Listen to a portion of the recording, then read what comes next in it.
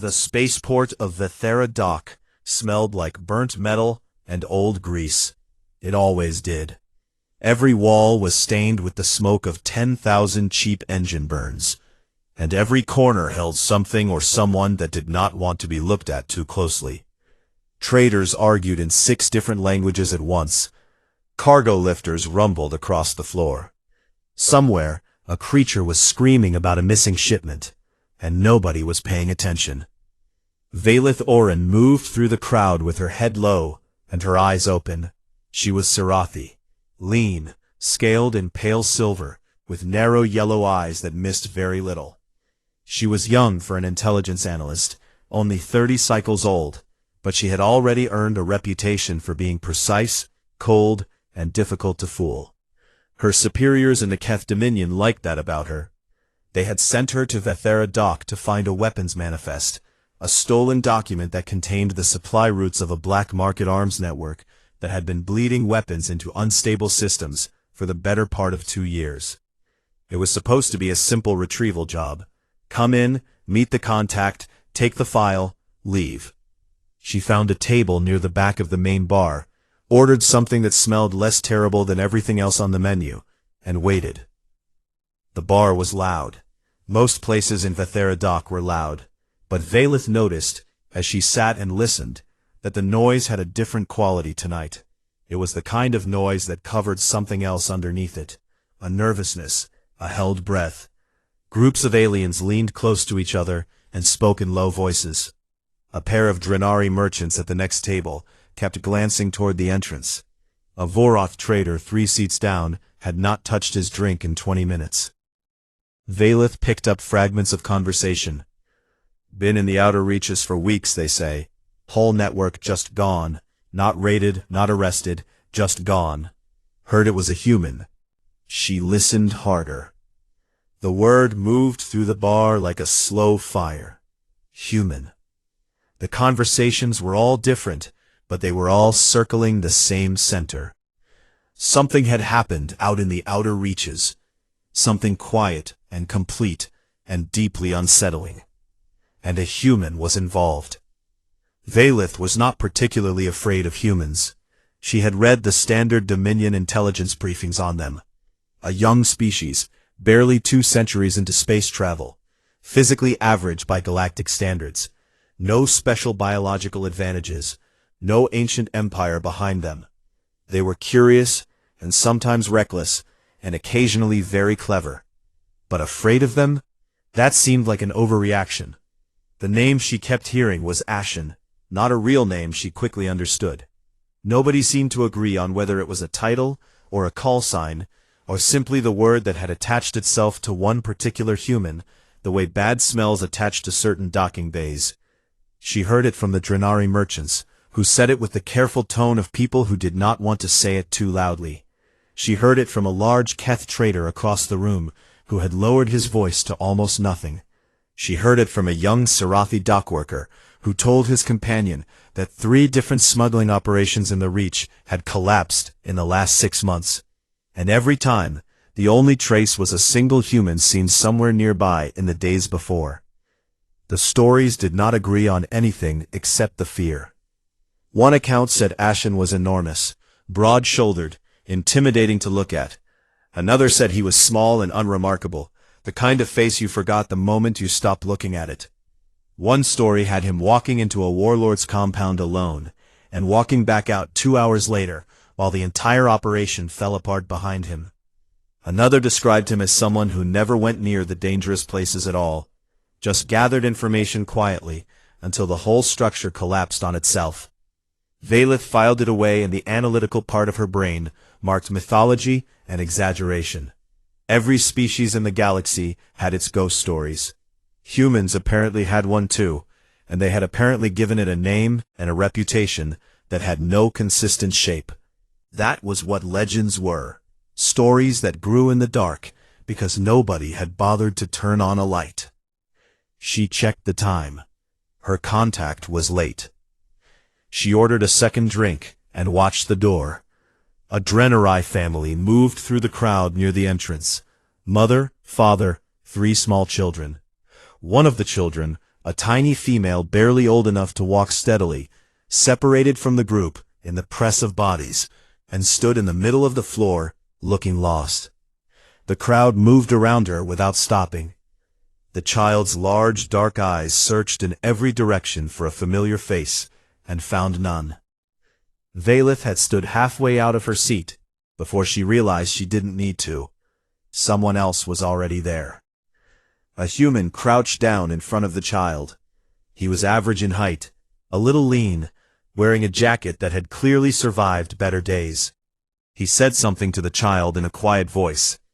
The child looked at him for a moment, then pointed across the bar. The human nodded, took the child's hand gently, and walked her carefully through the crowd until she reached her mother, who grabbed her with a grip born entirely from relief.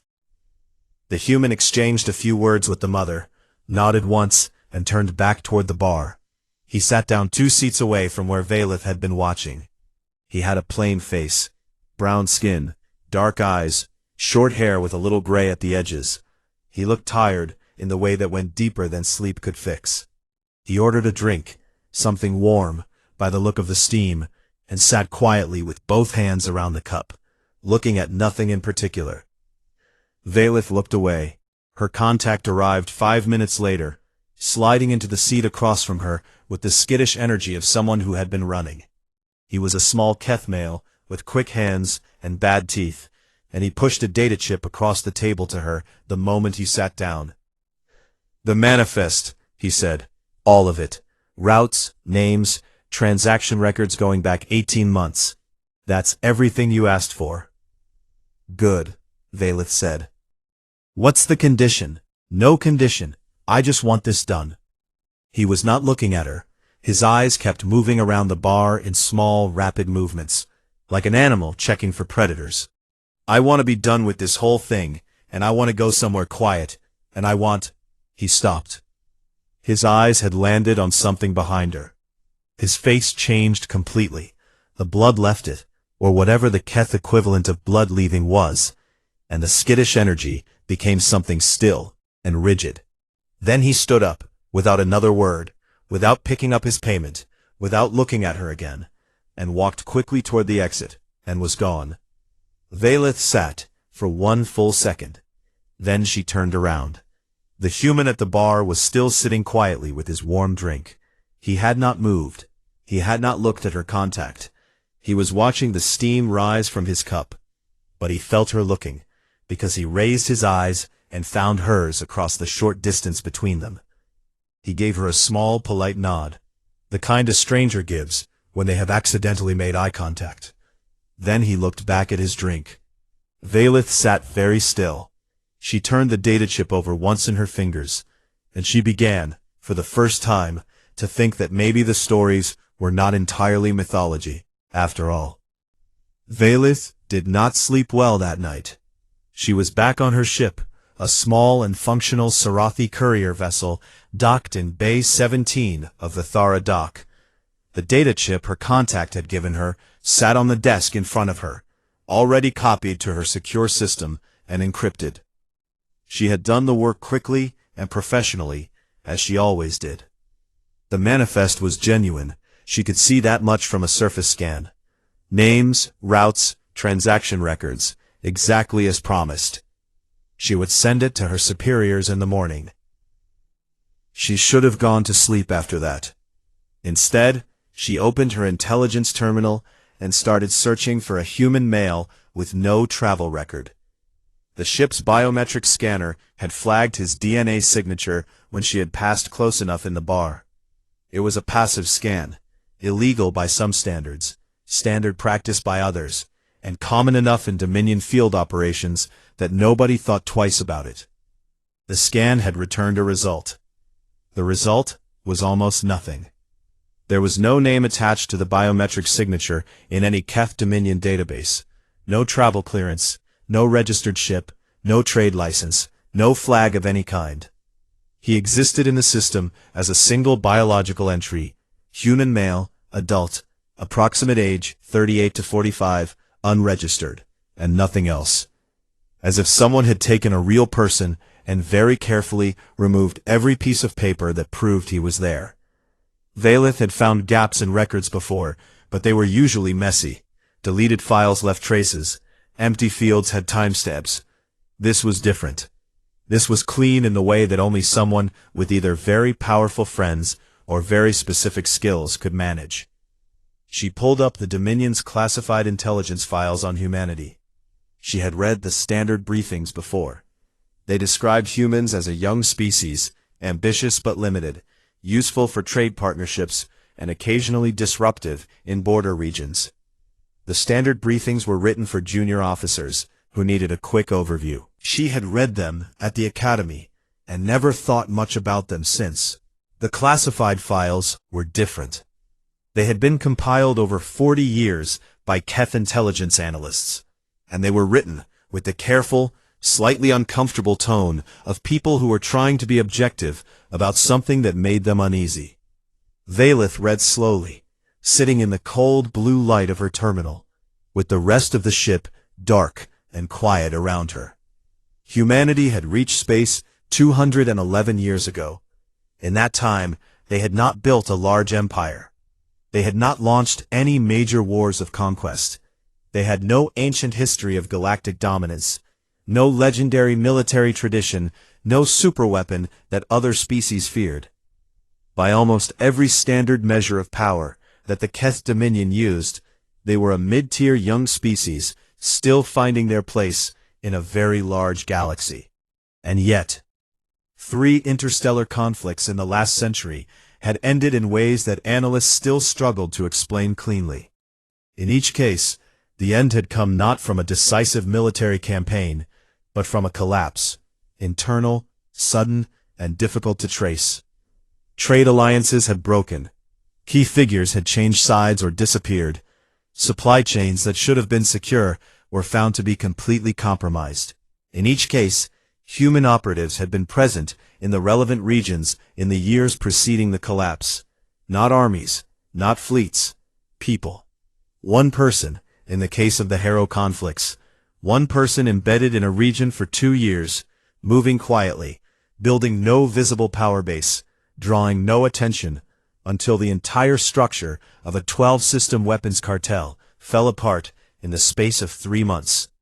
The Keth High Council's private assessment was attached to the file as a supplementary document. Valeth read the relevant section twice. It said, "Humanity does not appear to conquer by force. It corrodes. Individual humans, placed in critical positions and given sufficient time, have demonstrated a capacity to dismantle complex structures that took decades to build. The mechanism is not fully understood. It appears to involve a combination of social adaptability, extreme tolerance for risk, and a particular quality of patience that our analysts have struggled to categorize. They do not seem to give up. This is not merely a behavioral observation. It appears to be something more fundamental." Valeth leaned back in her chair. She searched specifically for Ashen next. The file was not large, but it was dense. 17 verified incidents over 12 years, across 9 different star systems. A slave trading operation in the Dravos Belt, dismantled. A weapons manufacturing network supplying 3 different conflict zones, gone. A planetary governor who had ordered the massacre of a refugee colony on the moon of Seraph 4, found dead under circumstances that no investigation had satisfactorily explained, with his entire security apparatus having fallen apart in the preceding weeks. A child trafficking ring operating across 4 systems, collapsed overnight, with every record destroyed and every victim recovered. No army, no fleet, no organization with a name or a flag. One human, moving, working, patient. The file contained no confirmed photograph. The physical descriptions collected from witnesses ranged so widely that they were nearly useless. Tall, short, heavy, lean, dark, pale, loud, silent. The only consistent element across all 17 accounts was a sense, reported by witnesses from 7 different species, of a particular quality in his presence. The closest translation from the Keth original was something like weight. The feeling of being in the same space as something that had seen more than you had, and was not frightened by any of it. Valith sat with that for a while. She thought about the bar, about the way her contact's face had gone still and bloodless when he looked over her shoulder, about a human, with a plain face, sitting quietly, with a warm drink, watching the steam rise, apparently undisturbed by the entire nervous galaxy moving around him.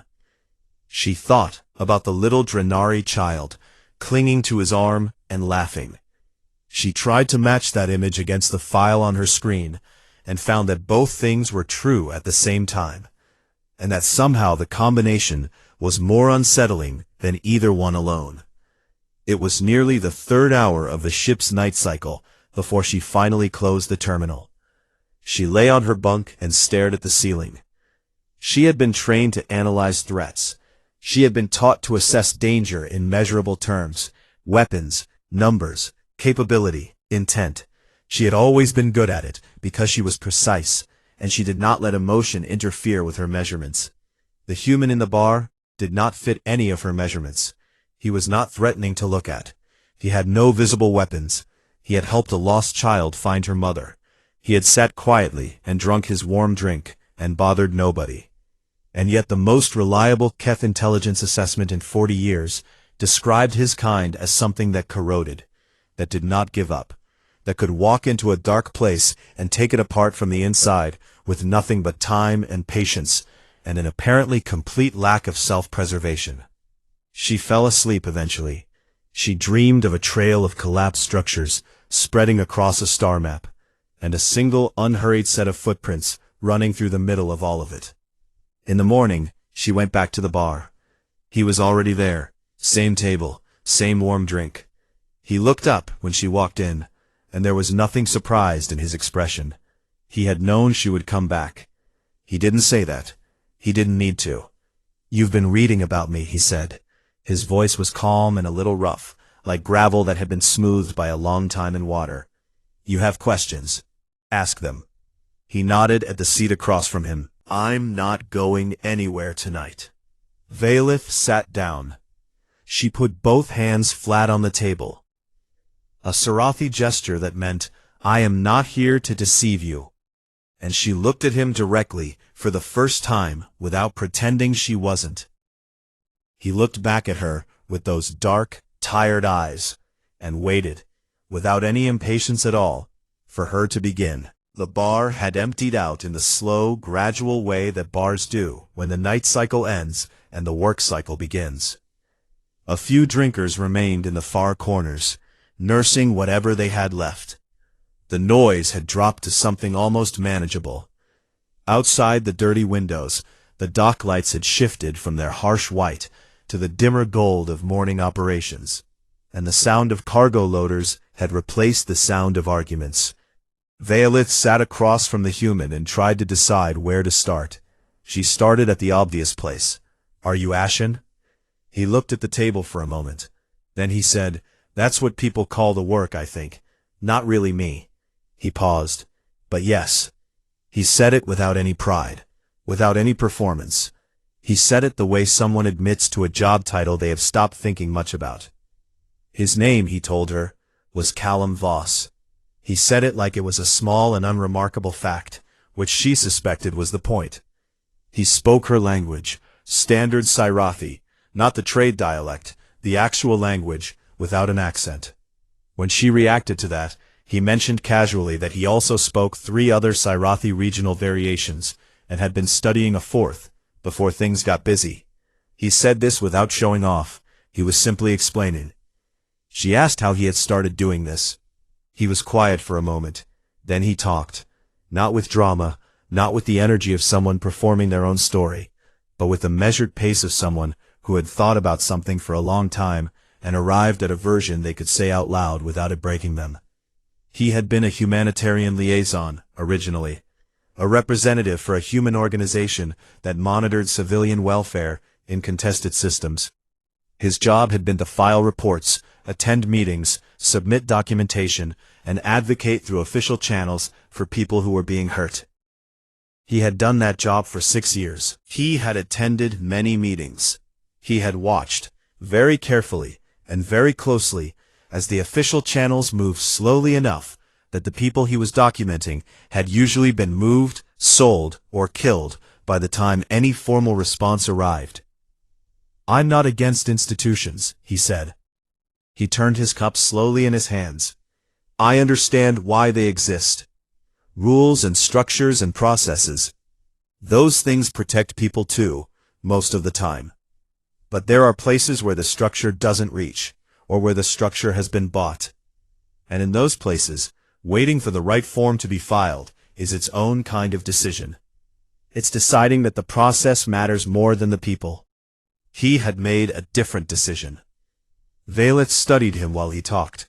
She was good at reading people. It was most of her job, and she kept looking for the seams. Every person who told a story about themselves was also constructing something, shaping it, making it easier to look at. She looked for the places where the shape didn't match the underlying structure. She found very few. He was not performing heroism. If anything, he was doing the opposite, deflating it wherever it tried to rise. When she asked about a specific incident she had read in the file, a slave operation in the Drevos belt that had freed over 300 people, he talked about it in terms of logistics and errors and things that had almost gone wrong, and mentioned the people freed only once, at the end, as the point of the whole thing, not the exciting part, the point. She pushed harder. That was her job. She looked for lies.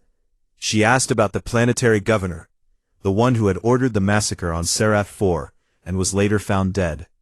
Callum was quiet for longer this time. "He made a choice," he said finally. "I gave him an opportunity to make a different one. He didn't take it." "That's not an answer," Valeth said. "No," he agreed. "It isn't." He met her eyes. "Some things I don't explain, not because I'm hiding them, because explaining them turns them into a story. And I don't want them to be a story. I want them to stay as heavy as they actually are." She believed him. That was the unsettling part. She had been trained not to simply believe people, to test and probe and find the fault lines. But there was something about the way Callum Voss spoke that had no fault lines. Not because he was hiding them, but because he genuinely did not have an ego that needed protecting. He had no version of himself that he was trying to sell her. Most people, she had found in her work, were afraid of being seen clearly.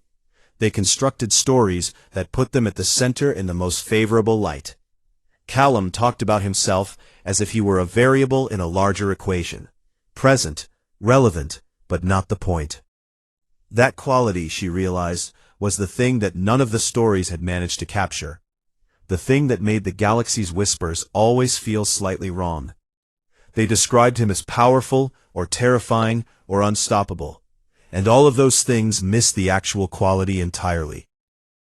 The actual quality was that he did not stop. Not because he was fearless, not because he was some superior kind of being, but because stopping had become something he simply could not justify to himself. He had stood in too many dark places, and seen too many specific faces to be able to turn around and walk back toward the light, and pretend the dark wasn't there. He spoke about his crew briefly, without being asked. The Drenari medic he'd been working with for 4 years, the Keth engineer who had left the Dominion service after seeing things he couldn't unsee, the Vorath scout who barely spoke but whose instincts had saved their lives more than once. He described them with an affection that was quiet and unadorned, the kind that comes from having been through real things with real people. Then he said without any shift in tone, "The weapons manifest you picked up last night. You know it's only part of something bigger." Valeth went still. "The network that produced it isn't a typical black market operation," he continued. "It's a coordinated rearmament. A Keth splinter faction, 3 systems over, has been buying hardware for the better part of a year. They're almost ready. The target is a civilian system. 30 million people, minimum. How do you know this?" "Because I've been following the same trail you have," he said, "for longer." She stared at him. "And you came here, to this specific port, at this specific time?" He looked at her calmly. You're a Sirathi intelligence analyst, operating without a field team in a sector your own dominion considers low priority. You're good at your job. You found the manifest in 3 days when it took my contact 2 weeks. I thought you might be useful. A small pause. I thought you might want to be. He reached into his jacket and placed a data chip on the table between them. It was older than hers, scratched from use, but clearly well maintained. Everything I have, he said. Locations, personnel, timeline. There's a staging point, an old industrial station in the deep black. 2 days travel. We move before they're ready, or 30 million people have a very bad month. He slid the chip across the table with one finger. I could use a Sirathi analyst who isn't afraid to look at ugly things, he said. But that's your choice. He stood, picking up his cup. You know where I'll be. He walked toward the window and stood there, watching the dock outside with that same patient stillness, giving her the space to think. Valith looked at the chip on the table. She thought about 300 free people in the Drevos belt. She thought about a Keth intelligence assessment that used the word corrodes. She thought about 30 million people in a civilian system who did not know that someone was counting their days. The station had no name in any current registry. It appeared on old Keth survey maps as Industrial Platform Vores 7, decommissioned 30 years ago following a catastrophic coolant failure that had killed its crew and left the structure drifting in a slow, lonely orbit around a brown dwarf that nobody visited. It was the kind of place that got forgotten on purpose, too far from the trade lanes to be worth salvaging, too structurally compromised to be worth repairing, but large enough to hide things in if you didn't mind the cold and the dark and the smell of old machinery that had burned and never been cleaned. The Splinter faction had been using it for 7 months. Callum's ship was small, fast, and almost entirely undetectable by standard Keth sensor arrays. It was not glamorous. The interior was clean in a functional way, and every surface had been used until it wore smooth. Valith had expected something more impressive, and then felt slightly foolish for having expected it at all. The crew was exactly as he had described them. Senna, the Drenari medic, was small and quick-moving, and had the kind of eyes that took in everything and gave away very little. She greeted Valith with a short nod and immediately went back to checking her medical kit with the focus of someone who had learned not to be underprepared. Dorvak, the Keth engineer, was large and quiet, and looked at Valith with the particular complicated expression of a Keth citizen looking at a Keth Dominion operative. Not hostile, but not easy either. Ren, the Vorath scout, did not acknowledge her arrival at all, which Callum told her quietly was the equivalent of a warm welcome. They spent the travel time planning. Callum ran through the station layout on a projected map. Entry points, patrol patterns, the location of the weapons stockpile, the command center on the upper level where the faction's leadership would be operating. He talked through the plan methodically, checked assumptions with each member of the crew, adjusted when they pushed back, and moved forward without wasted time. He did not give a speech. He did not try to make anyone feel brave. He simply made sure everyone knew what they were doing and why. Valith contributed what she knew. Her read of the manifest had given her detail on supply schedules and personnel rotations that Callum had not had. He listened to her with complete attention, updated the plan twice, and thanked her, without making it sound like he was surprised she was useful. They entered the station through a maintenance shaft on the station's lower ring, in a section the patrol rotation left unwatched for 11-minute windows. Ren went first, then Callum, then Valith, then Dorvak. Senna came last, her kit sealed and silent against her back. For 40 minutes, it went exactly as planned. Then a security sweep that had not been on any schedule moved through the central corridor ahead of them, and everything changed. They pressed back into a side passage. 6 armed guards, Keth, moving in a careful pattern that covered 3 of their 4 exit routes simultaneously. The shift had been moved, either by bad luck or by someone who was more careful than expected. Valith ran the angles in her head, and did not like any of them. Ren found the 4th exit route.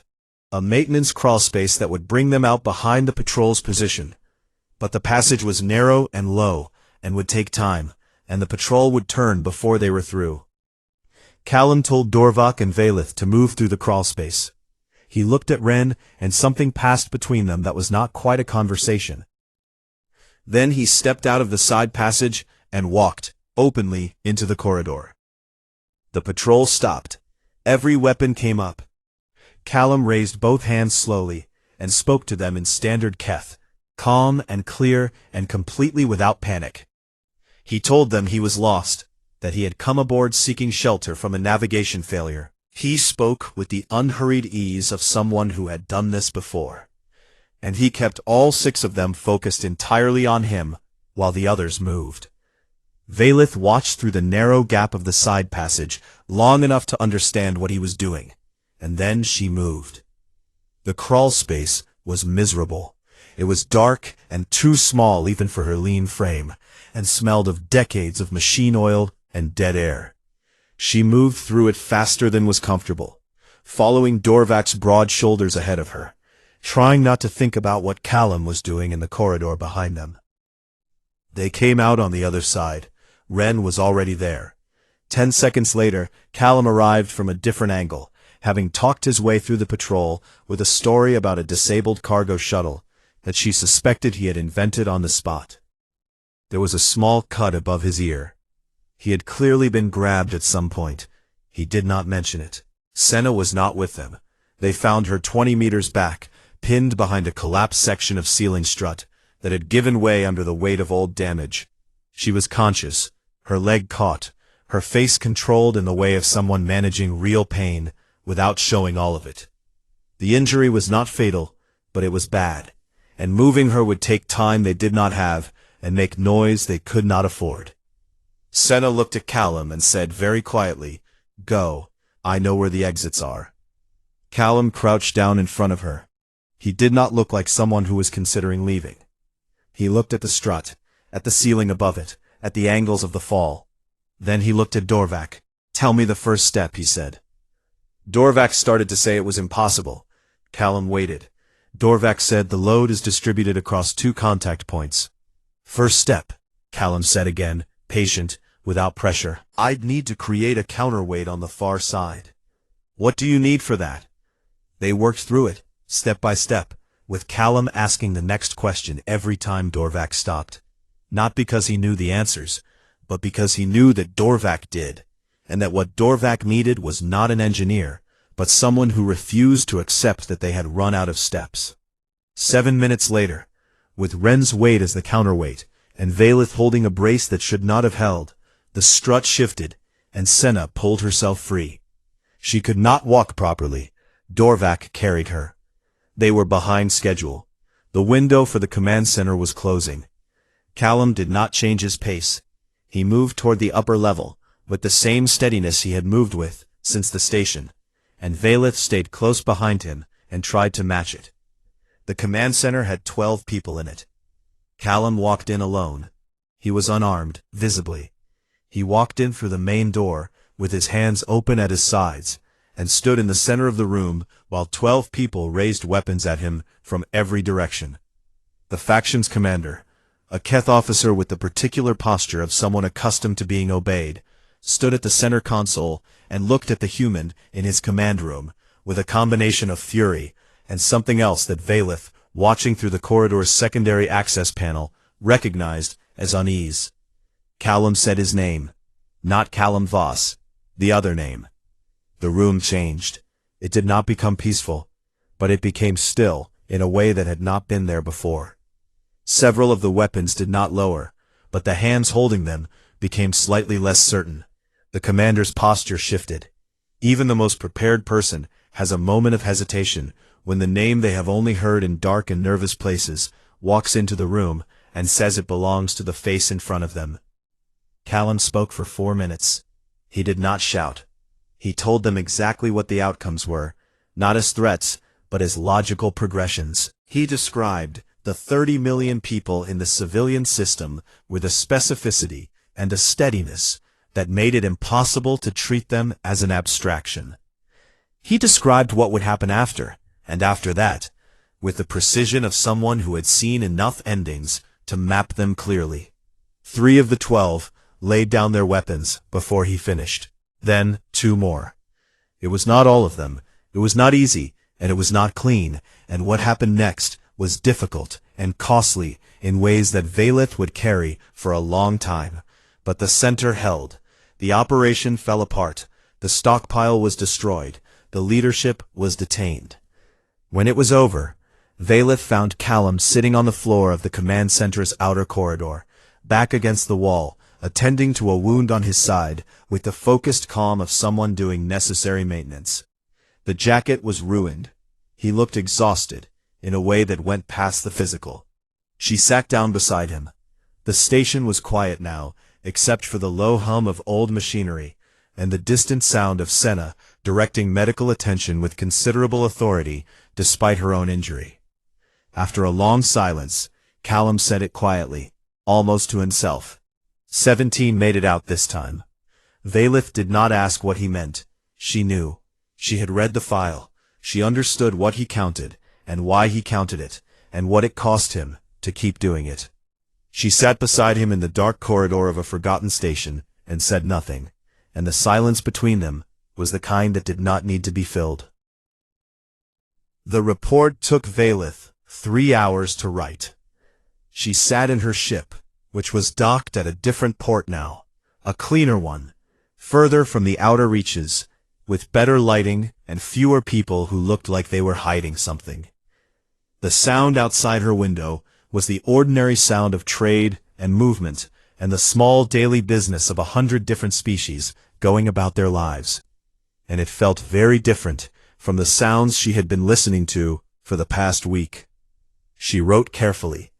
She described the Keth Splinter faction, the weapons stockpile, the staging station, the operation. She documented the intelligence trail from the manifest her contact had given her to the final confirmation at platform Vores 7. She described the personnel involved in the faction's leadership, and the nature of the threat to the civilian system, and the steps taken to neutralize it. She listed the outcome: threat eliminated, weapons destroyed, key figures detained and ready for Dominion processing. She did not include a name for the human operative who had been present. She filed him under unaffiliated asset, human, details withheld per field security protocol. It was a real protocol. She had never used it before. She used it now without feeling any particular need to examine why. Her superior contacted her 2 hours after she submitted the report. He was a senior analyst named Corveth, older and very careful, who had the habit of saying very little and meaning more than he said. He read through her report on the call with an expression that did not change, and then asked her, in a tone that was perfectly level, to tell him more about the human operative. Velith told him that the operative had been instrumental in identifying the staging location and had provided critical intelligence that she had not been able to obtain through official channels. She said that the operative had no Dominion affiliation and operated independently across multiple systems. She said that, in her professional assessment, pursuing the operative's identity further would be unlikely to serve any Dominion interest and might compromise future cooperation. Corveth looked at her for a moment. "And you're confident in that assessment?" "Yes," she said. He made a small sound that was not quite agreement and not quite disagreement, and told her the report was satisfactory and that she had done good work. Then he ended the call. Velith sat for a moment after the screen went dark. She was not certain when she had decided to protect Callum. She could not point to a specific moment. It had not felt like a decision so much as something that had simply become true at some point. The way a window becomes dirty gradually, and you only notice it when the light changes. She found him at the dock before he left. He was loading supplies onto his ship, which was as small and functional and quietly capable looking as she had expected, with the same worn quality as everything else he owned. Senna was already aboard, her leg properly treated now, and her manner as focused and precise as ever. Dorvac was running a systems check. Ren was nowhere visible, which she had come to understand meant he was probably everywhere. Callum saw her approaching and stopped what he was doing and waited. She told him the report was filed. She told him he was not in it. He nodded once, slowly, without appearing surprised or particularly relieved. She asked him the question she had been carrying since the bar. Why? She kept her voice even. You have no one ordering you to do this. No nation, no organization, no rank. Nobody is paying you. Nobody would blame you if you stopped. She paused. Why do you keep going back in? He was quiet for a moment. Not the quiet of someone searching for an answer, but the quiet of someone deciding how much of an existing answer to say out loud. There's a family in the Dravos belt, he said finally. A mother and her 2 daughters.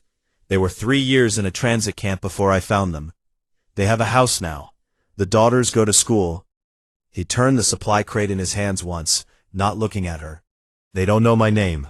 They wouldn't recognize my face. They're just living. A pause. That keeps happening. People keep living who would have stopped. Long after I'm done, long after anyone remembers anything about any of this, they keep existing. He looked at her. That's enough.